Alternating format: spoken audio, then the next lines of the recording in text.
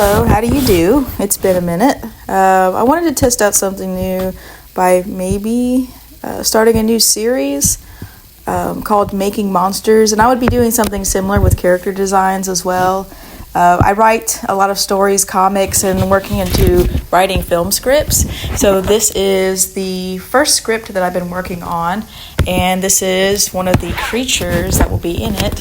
The main antagonist, or should I say that? I don't know. But anyway, so I'm working on this creature design here. This is going to be concept art. Shh, don't tell anyone, it's secret. Anyway, so I'm not going to give up too much nature or disclose too much of its abilities or what it does or what it represents. But I will say that any time that I design a monster, there is representation behind it.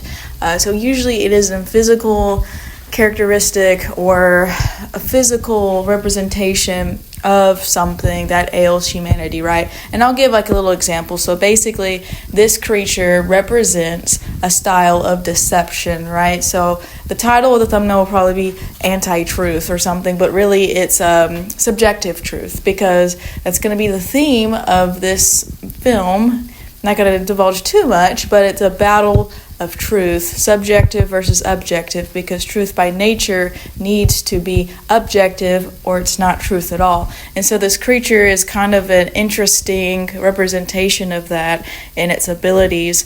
So here I wanted to do something that is classic yet would be easy to do makeup wise. I want this to be done in practical effects, however still have some sort of unique draw to it. So it has all these cysts and pustules, growths all over its body, and actually put a video right there. I thought about redesigning the placement of where the cysts grow, more clustered underneath the rib cage, and depending on how it moves, it has those gnarly tryptophobic holes all over its body. I think that'd be pretty cool, but the face design is pretty solid here, and that's pretty much what I was going to go for.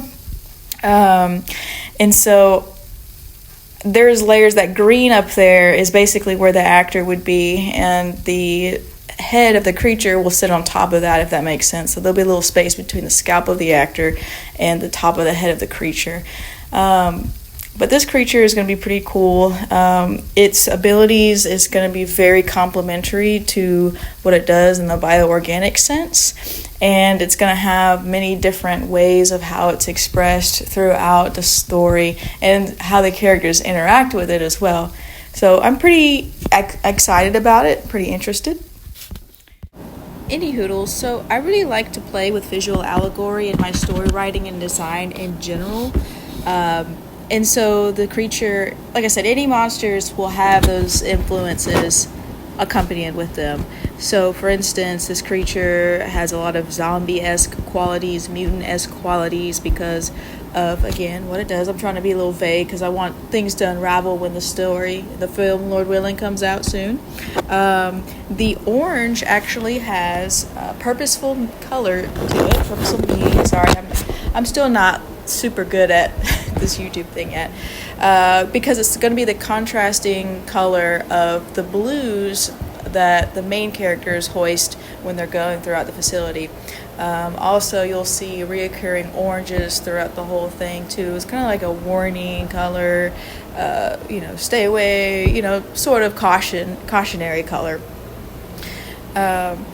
But the face is completely mangled, distorted, bare, raw teeth, obviously, to showcase the nature of the creature. That a lot of my deception-themed monsters, the mouths are mangled, because that's where a lot of deception comes from, is from the lips, it's from the mouth, from the throat.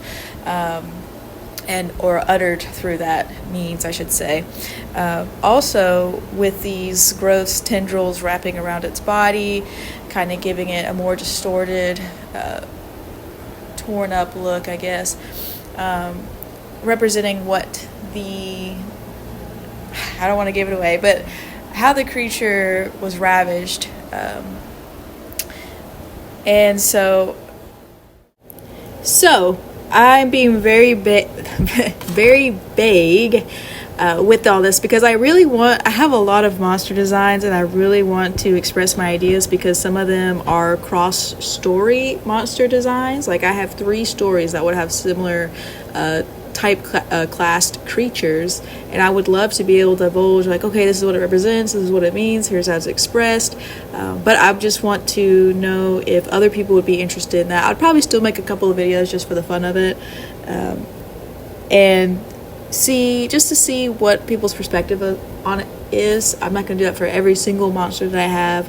This is just an example of what I do. I can't give away too much on this guy specifically, because I want the audience to unravel themselves what he means, why he does what he does or it does, and how its functionality complements its design and meaning to it all. So I don't want to give too much about this guy, but I'll be happy to do that with a lot of the other monster designs that I have in place too. But yeah, tell me what you think.